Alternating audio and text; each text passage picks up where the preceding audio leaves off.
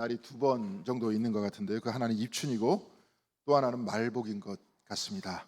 입춘이 되면 긴 겨울 동안 지쳐 있다가 따뜻한 계절이 온다는 그 소망이 생기고, 입추가 지나고 말복이 되면 그 아침 저녁으로 선기가 느껴지죠. 다음 주 목요일이면 말복입니다. 더운 여름 건강에 유의하시고, 이 더위를 통해서 우리에게 말씀하고자 하시는 하나님의 뜻을 헤아려 보는 복된 계절이 다 되시기를 바랍니다. 올해도 이렇게 더운데 내년에는 더 더워질 것이다, 뭐 이런 소리가 무섭게 들리고 있습니다. 이렇게 더워지는 원인을 이미 우리는 다 알고 있습니다. 지구온난화 때문입니다. 지난 7월 29일 KBS 뉴스에서는 남극에 비가 왔다 하는 보도가 나왔었습니다. 그 보도에 의하면 겨울 남극의 날씨는 영하 30도에서 40도가량이 되는데 겨울에 비가 내렸다는 겁니다. 올해만 그런 것이 아니고 6, 7년 전부터 남극에 겨울비가 내렸다는 겁니다. 특별히 남극 지방은 지구 온난화의 영향을 많이 받고 있는 곳이라고 하는데요. 지난 2011년부터 연간 겨울 기온이 0.34도씩 높아지고 있다는 겁니다. 겨울에 온도가 높아지면 남극의 얼음의 두께가 얇아지고 여름에는 녹아서 바다로 들어가는데, 남극의 얼음은 바닷물이 얼어서 된 것이 아니기 때문에 바닷물의 염분을 묽게 만든다, 이렇게 말하고 있습니다. 이것이 해류의 순환을 교란시킨다고 하는데요. 해류의 순환이 교란되면 바다가 대기에 있는 이산화탄소를 제대로 흡수하지 못하기 때문에 온난화가 더 심해진다는 겁니다. 쉽게 말해서 빙하가 녹으면 녹을수록 온난화는 더 심해진다, 이 말입니다.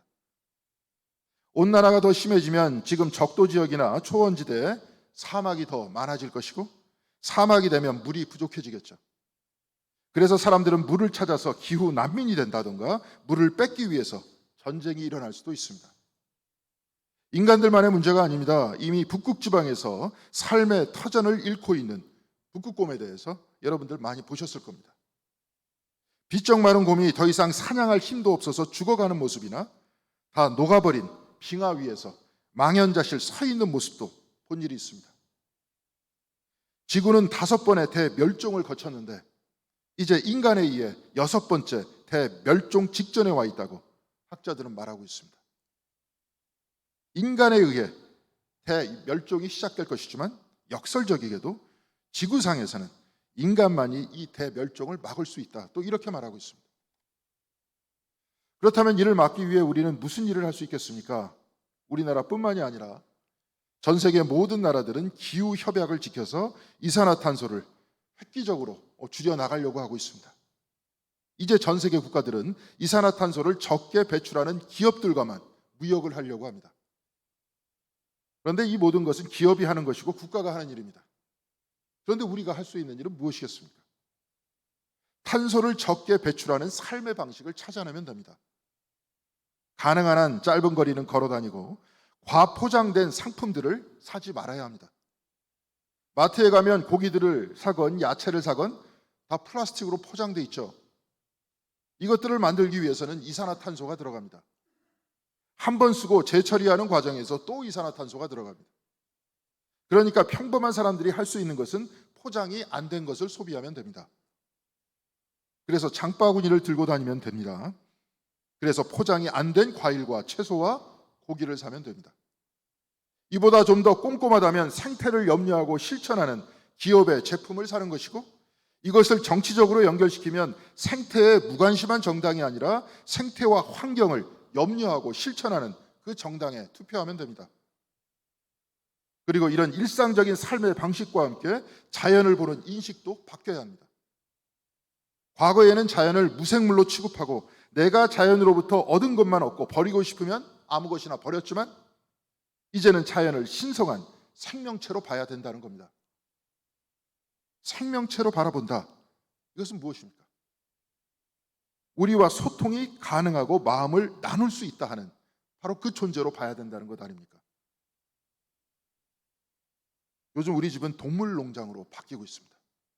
개 2마리에 도마뱀이 4마리가 있고, 미니 메추리가, 사이즈가 작은 메추리가 5마리가 있었는데 2마리는 딴 데 갖다 줬습니다. 그래서 지금 두 마리가 있는데요. 과거에 인간과 소통하는 동물은 개라고 생각했는데 새 역시 충분히 소통할 수 있다는 것을 저는 요즘에 알아가고 있습니다. 메추리도 풀어놓으면 사람을 따라다닙니다. 쓰다듬으면 좋아하고 또 쓰다듬어 달라고 애교도 부립니다. 생명체는 모두 다 죽기를 바라지 않습니다. 그래서 위험에 처하면 누구나 피하려고 합니다. 저는 이것을 소통하다 보니까 이해하게 됐고, 이해하다 보니까 공감하게 됐습니다. 공감하니까 적어도 내가 알고 있는 생명체들이 소중하게 보이기 시작했습니다. 태초에 하나님이 천지를 창조하셨습니다. 어머니의 모성이 아버지의 부성보다 더 크고 강한 것은 자신의 몸속에서 그 생명이 나왔기 때문에 그런 것 아닙니까? 그래서 더 밀접하게 느끼는 겁니다. 마태복음 6장 26절에는 이렇게 기록되어 있습니다. 공중의 새를 보아라. 씨를 뿌리지도 않고 거두지도 않고 곡간에 모아들이지도 않으나 너희의 하늘 아버지께서 그것들을 먹이신다. 공중의 새뿐만이겠습니까? 모든 피조물을 하나님이 낳으셨고 먹이고 계신 것 아닙니까? 하나님께서는 당신께서 창조하신, 우리 인간적으로 말하면 당신께서 낳으신 모든 피조물과 소통하고 계십니다. 공감하십니다. 이런 소통과 공감을 성서는 긍휼이라고 표현하는데요.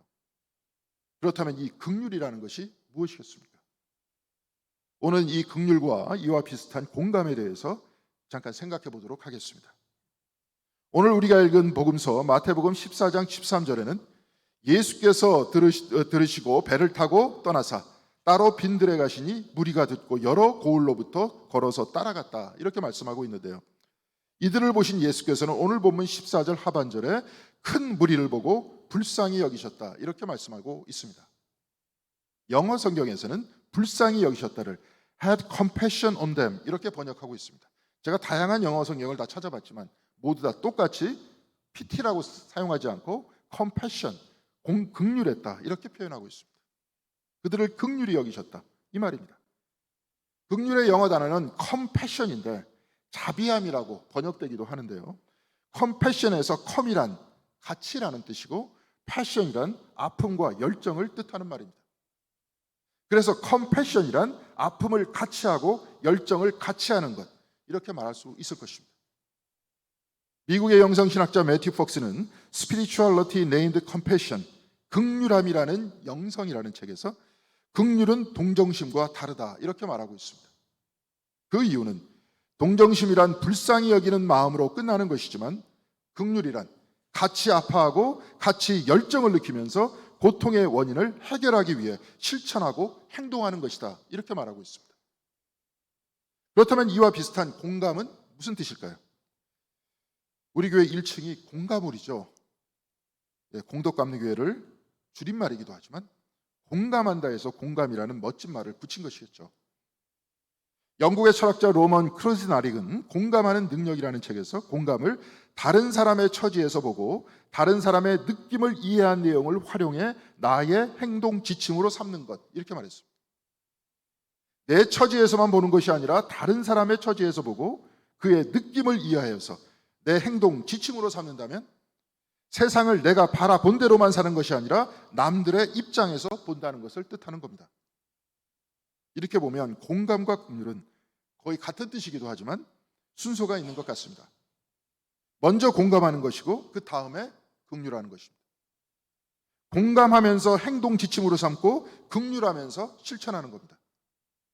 동정은 불쌍한 것이지만 그것으로 끝나는 것이고 공감은 불쌍히 여겨서 내가 어떻게 행동할 것인가를 지침하고 고민하고 지침으로 삼는 것이고 긍휼은 공감하여 실천하는 것이다, 이렇게 말할 수 있을 겁니다.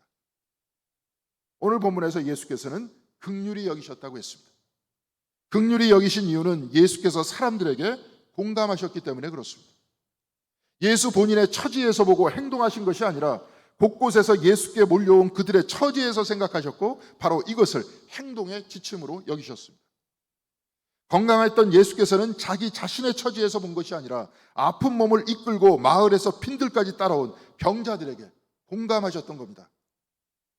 이 공감 속에서 예수께서는 이들의 고통의 원인을 해결하기 위해서 실천하고 행동하셨습니다. 치유하셨던 겁니다. 크리스나릭은 공감하는 능력에서 우리 모두는 공감의 능력을 애초부터 가지고 있다 이렇게 말하고 있습니다. 그런데 현대를 살아가고 있는 우리는 이 공감의 능력을 점점 잊어버리고 있다고 말하고 있는데요. 여러분들 다 아실 겁니다. 아기들은 다른 아기가 울면 같이 따라 울죠. 다른 사람이 얼굴을 맞대고 깎고 가면 환하게 웃습니다. 공감한다는 겁니다. 그래서 그는 인간을 호모 엠파티쿠스라고 하는데 인간은 공감하는 동물이라는 겁니다. 공감을 영어로 엠파티라고 하는데 이는 독일어 아인필룽에서 왔다고 하는데요. 이 뜻은 속으로 들어가 느낀다는 겁니다. 만일 고통받는 사람과 공감한다면 그의 상상 속에서 고통받는 사람의 마음으로 들어가서 자기와 처지를 바꾸어 보면서 그 사람 안에서 느끼는 것, 바로 이것을 공감이라고 하는 겁니다. 말로 표현하니까 약간 복잡해 보이는데요. 즉각적으로 우리는 사실 이걸 느낍니다. 내가 교통사고를 당해봤다면 교통사고 당한 사람의 고통을 우리가 직접적으로 느낍니다. 특히 어머니들의 경우 내가 아이를 낳아봤기 때문에 내 딸이 아이를 낳을 때 그 고통을 즉각적으로 느끼는 것이 아닙니까?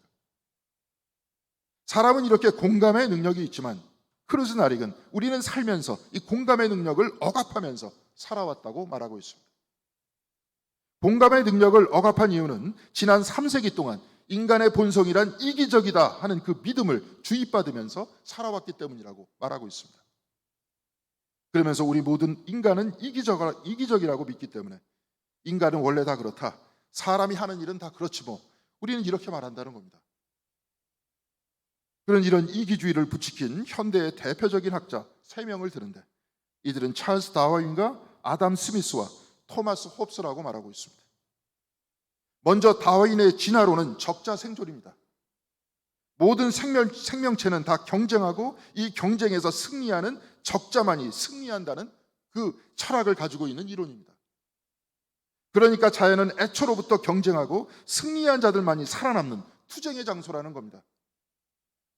경제학자 아담 스미스는 인간끼리의 경쟁을 아예 보이지 않는 손이다 이렇게 말했습니다. 경제는 수요와 공급에 의해서 움직이는데 이것은 자동으로 맞춰진다고 했습니다. 그래서 그는 이것을 하나님의 손이라고 말했는데요. 수요가 많으면 공급이 늘어나고 수요가 줄어들면 공급이 줄어든다는 겁니다. 그런데 수요라는 것은 사실 하나님의 손이 아니라 더 가지려고 하는 인간의 소유욕이 아닙니까? 그런데 자기가 가지려는 욕망을 하나님의 손이다 이렇게 말할 수 있겠습니까? 하나님의 손이 이기적인 욕망과 경쟁이 될 수 있겠습니까? 아담 스미스의 이론 역시 인간은 이기적이어서 자기 자신의 이득을 취하려 한다는 전제에서 나온 이론이고 그는 이 욕망을 하나님만큼 높였습니다. 심각한 생각이 아닐 수 없습니다. 사회학자 토마스 홉스는 세상은 만인을 향한 만인 투쟁의 장이라고 이야기했습니다. 인간은 이기적이어서 서로 싸워 이기려고 하기 때문에 국가라는 강력한 힘이 이 경쟁을 조종해야 한다 이렇게 말했는데요. 이것이 현대 정치학의 근간이 되는 말이었습니다. 찰스 다윈과 아담 스미스와 토마스 홉스의 이론은 실제로 현대 사상에 엄청난 영향을 끼쳤습니다. 지난 3세기 동안 이들의 이론이 학문이 되고 교육이 됐었습니다. 그리고 지금 우리는 이렇게 인간이 이기적이라는 것을 너무나도 당연하다 하는 생각 속에 살아가고 있다는 겁니다. 그래서 오늘 우리는 사람이 원래 다 그렇지 뭐 이렇게 생각하고 있다는 겁니다. 그런데 원래 그런 것이 아니라 이렇게 길러졌다는 것 아닙니까?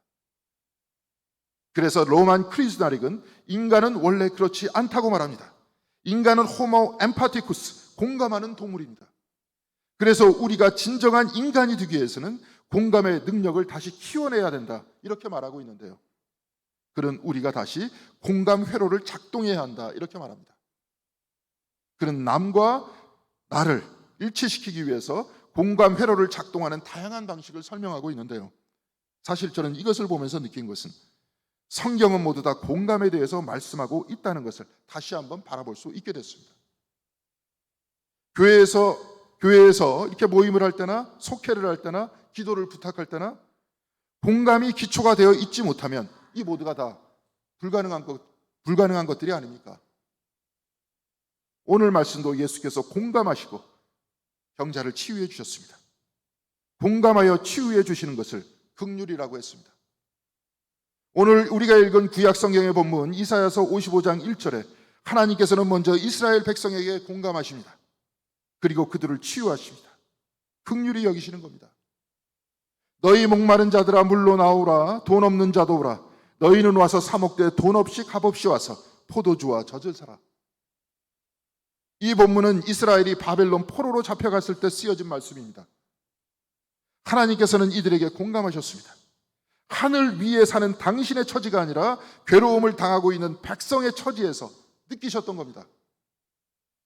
이들 중에는 다시 고국으로 돌아가기를 애타게 바라는 사람들도 있었지만 왜 하나님께서는 개입하지 않으시냐고 분노하고 신앙을 포기한 사람도 있었습니다. 아니면 하나님의 개입을 기다리고 있다가 신앙의 열정이 사라진 사람도 있었습니다. 그런데 하나님께서는 이들 모두에게 공감하셨습니다. 그리고 이제 행동하십니다. 누구라도 좋으니 하나님 말씀에 목마른 자나 그렇지 못한 자나 돈 있는 자나 그렇지 못한 자나 하나님께서 값없이 주시는 은혜를 받으라. 주님께서는 이렇게 말씀하십니다. 모두에게 은혜를 줄 터이니 이리 나오라. 은혜를 주는 것을 행동할 터이니 너희도 행동하여 은혜를 받으라. 이 말씀이죠. 그리고 3절 하반절에 내가 너희를 위하여 영원한 언약을 맺으리니 곧 다윗에게 허락한 확실한 은혜니라. 이렇게 말씀하고 있습니다. 내가 너희를 다윗에게 약속했듯이 영원히 놓지 않겠다. 이 말씀입니다. 공감하시어 실천하겠다. 내가 너희를 긍휼히 여긴다. 바로 이 말이 아닙니까?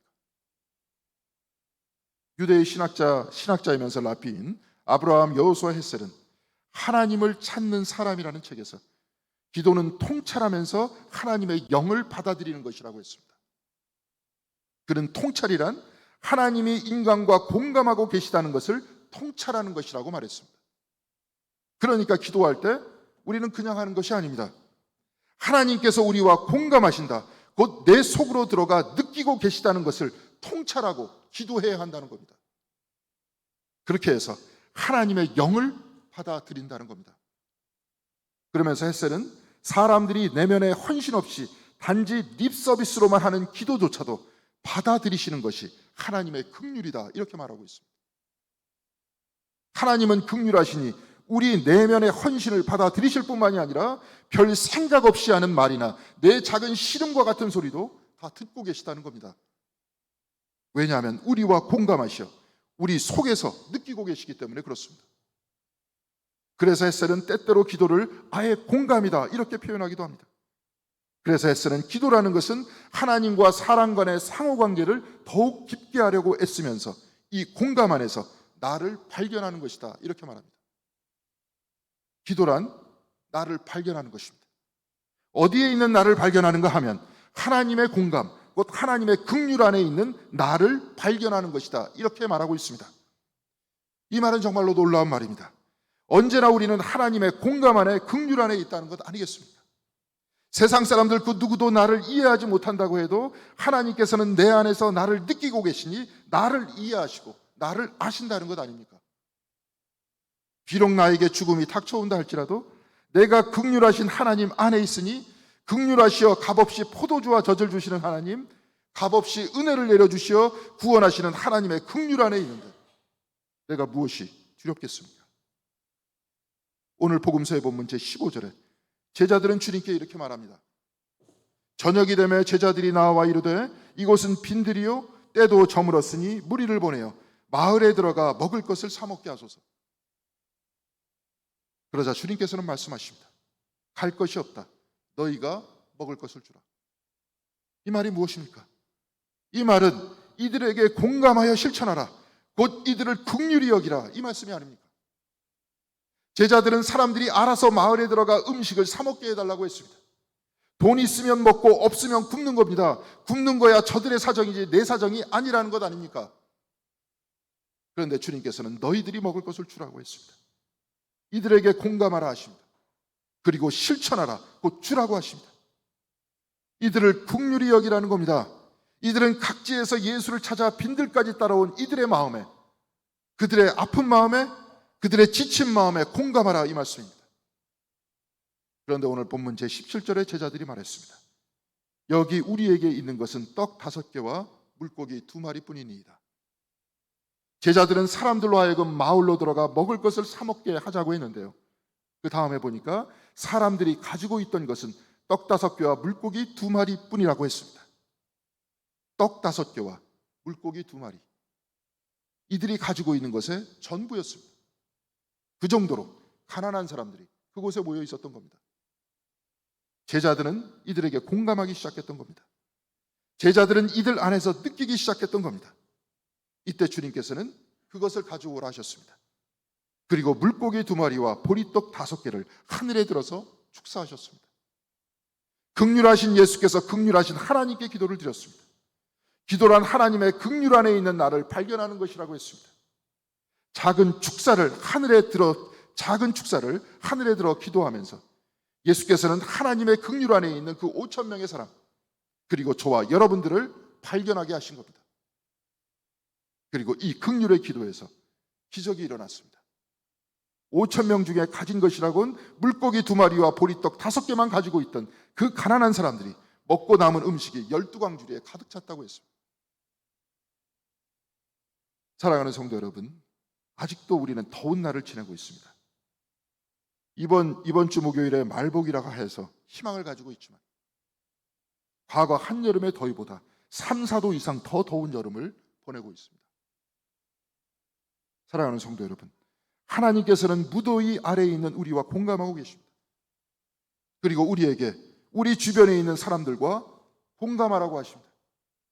에어컨도 이 더위에 킬 수 없는 형편에 힘겹게 하루하루를 지내고 밤에 잠을 이루지 못하는 이웃들의 아픔에 공감하라고 하십니다. 이들 안에 들어가 이들의 느낌과 이들의 처지 안에서 세상을 보라고 하십니다.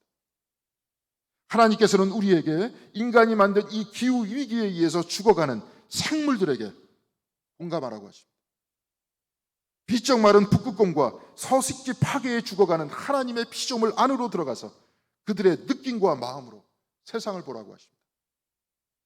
그리고 공감하여 실천하라고 하십니다. 긍휼히 여기라는 겁니다. 하나님이 우리를 긍휼히 여기듯이 우리도 이들을 긍휼히 여겨 우리 삶의 작은 것 하나라도 실천하라고 말씀하고 계십니다. 예수님께서 긍휼히 여기시어 병자를 치유하시고 긍휼히 여기시어 5천 명을 먹이신 것처럼 우리도 공감하고 실천할 때, 우리도 긍휼히 여길 때 우리의 작은 그 긍휼이 모여서 기적이 일어날 수 있습니다. 사랑하는 성도 여러분, 우리는 지금까지 공감과 긍휼의 훈련을 하면서 신앙생활을 해왔습니다. 이제 앞으로 우리는 더더욱 더 깊이 소통하고 더 깊이 공감하는 우리 모두가 되기를 바랍니다. 하나님께서 우리의 가장 깊은 곳까지 알고 계시고 우리와 같이 느끼고 계시다는 것을 기도를 통해서 찾아내듯이 우리도 서로를 통해서 증보하면서 더 깊이 친교를 나누고 공감할 때 우리 공동교회 안에서도 기적이 일어날 수 있습니다. 2000년 전 광야의 기적, 그 긍휼함의 기적이 오늘 저와 여러분들의 삶 속에서 이루어질 수 있는 것입니다. 이제 더 이상 무한 경쟁 중심으로 만인이 만인과 투쟁하는 이 살벌한 생존 경쟁의 장이 아니라 이제는 서로가 서로를 공감하고 따뜻한 인류의 공동체가 되는 기적을 이룰 날을 위해서 우리는 기도해야 합니다. 그리고 더 그 날을 위해서 공감하고 긍휼히 여겨야 할 것이 아니겠습니까? 기후변화의 위기의 시대에, 미래가 암담한 시대에 모든 사람들이 자연의 아픔과 이웃의 아픔에 공감하고 서로 실천하려는 기적이 우리 교회로부터 우리 주변에 일어나기를 바랍니다.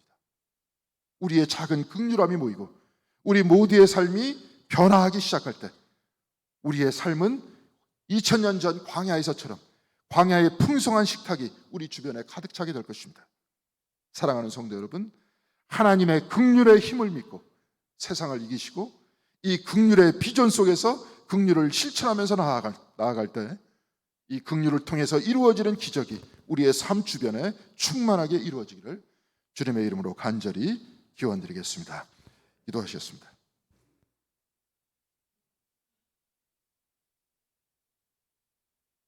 얼마 전까지만 하더라도 미래는 기쁜 것이었고 소망에 찬 것이었습니다. 그러나 이제 우리는 미래를 잊어버리고 있습니다. 우리 스스로의 욕망에 의해서 만들어진 바로 이 기후 위기 앞에서 우리는 앞으로의 세대들도 어떻게 살아갈까 걱정하면서 하루하루 살아가고 있습니다. 그러나 그 걱정 이전에 우리의 마음을 열어 공감할 수 있도록 인도하여 주시옵시고, 이 공감 안에서 작은 실천을 우리가 할 수 있도록 하여 주시옵소서. 국가가 해야 될 것은 국가가 하고 기업이 해야 될 것은 기업이 하고 있지만, 우리로 하여금 먼저 공감의 마음을 불러일으킬 수 있도록 인도하여 주시옵시고, 우리 교회 안에서부터 서로의 처지를 이해할 수 있도록 인도하여 주시어서 우리 모두가 서로를 이해하고 품어 안고 서로를 위해서 기도하는 따뜻한 공동체가 될 수 있도록 인도하여 주시옵시며, 우리 주변의 생태계를 향해서도 자연을 향해서도 우리 모두가 공감의 마음을 가질 수 있도록 인도하여 주셔서 우리의 작은 실천이 모이고 모여서 진정으로 2000년 전에 그 유대 광야에서 일어났던 그 기적이 우리 삶 속에서 일어날 수 있도록 주여 우리에게 믿음을 더하여 주시옵시고 우리에게 힘을 더하여 주시옵소서. 이를 위해서 충성을 다하고 최선을 다하는 우리 공동교회가 될 수 있도록 도와주시옵시고, 모일 때마다 서로를 위로하고 모일 때마다 같이 모여서 손붙잡고 기도할 수 있는 아름다운 교회 될 수 있도록 주께서 함께하여 주시옵소서. 늘 같이 하여 주시기를 바라오며 주 예수 그리스도의 이름으로 기도드렸습니다.